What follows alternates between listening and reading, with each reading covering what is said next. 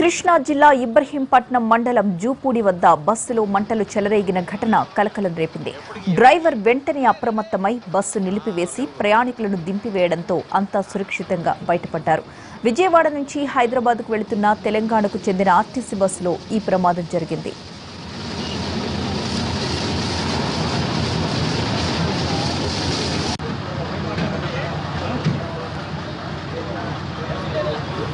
మరిన్ని వివరాలు మా ప్రతినిధి శ్రీకాంత్ అందిస్తారు. శ్రీకాంత్, ఆర్టీసీ బస్సులో మంటలు చెలరేగడానికి కారణాలేంటి?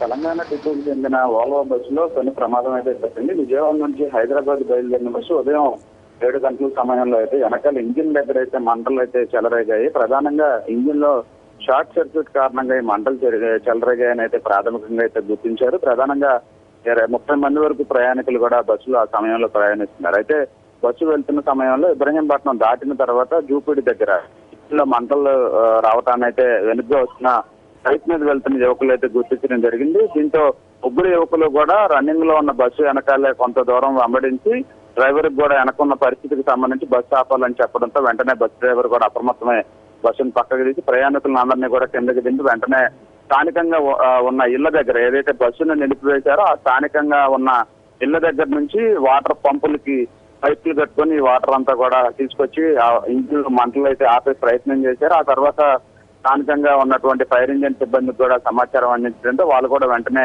ఆ బస్సు దగ్గరకు వచ్చి మంటల్ని అదుపులోకి తీసుకురావడంతో పెను ప్రమాదం కూడా తప్పింది. ఎందుకంటే ముందు బస్సు రన్నింగ్ లో ఉన్న సమయంలో వెనకాల మంటలు వస్తున్న సంగతి ఖచ్చితంగా బస్సులో ప్రయాణిస్తున్న వాళ్ళకి కూడా తెలియదు కాబట్టి వాళ్ళందరూ కూడా కొంత దూరం అంటే మరి కొంత దూరం హైవే మీద ప్రధాన హైవే మీద కూడా వెళ్ళిపోయి ఉంటే కనుక వెనకాల మంటలు చెలరేగిన పరిస్థితి కానీ వెనకాల ఎవరు కూడా గుర్తించి ఆ విషయాన్ని డ్రైవర్ కూడా తెలియజేసే పరిస్థితి కూడా ఉండేది కాదు. కానీ కేవలం ఇబ్రహీంపట్నం రింగ్ నుంచి కొంత దూరం అంటే ఒక 3 కిలోమీటర్లు వెళ్ళిన వెంటనే జూపూడి దగ్గరే స్థానికులు అప్రమత్తమై దీన్ని గుర్తించి వెంటనే ఆ డ్రైవర్ కి సమాచారం అందించడంతో పెను ప్రమాదం కూడా తప్పింది. ఎందుకంటే అప్పుడే బయలుదేరిన బస్సు అయితే విజయవాడ నుంచి హైదరాబాద్ బయలుదేరింది.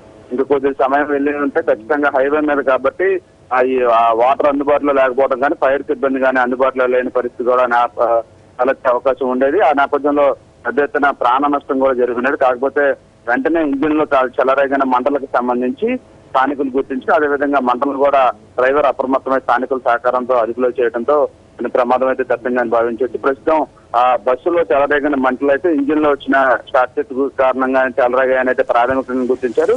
దీనికి సంబంధించి ఆర్టీసీ అధికారులు తెలంగాణ డిపోకు చెందిన బస్సు కాబట్టి తెలంగాణకు వెళ్ళిన తర్వాత అసలు కారణాలకు సంబంధించి కూడా క్షుణ్ణంగా పరిశీలన చేసే అవకాశాలు ఉన్నట్టుగా అయితే అధికారులు చెప్పారు. Right, thank you Srikanth.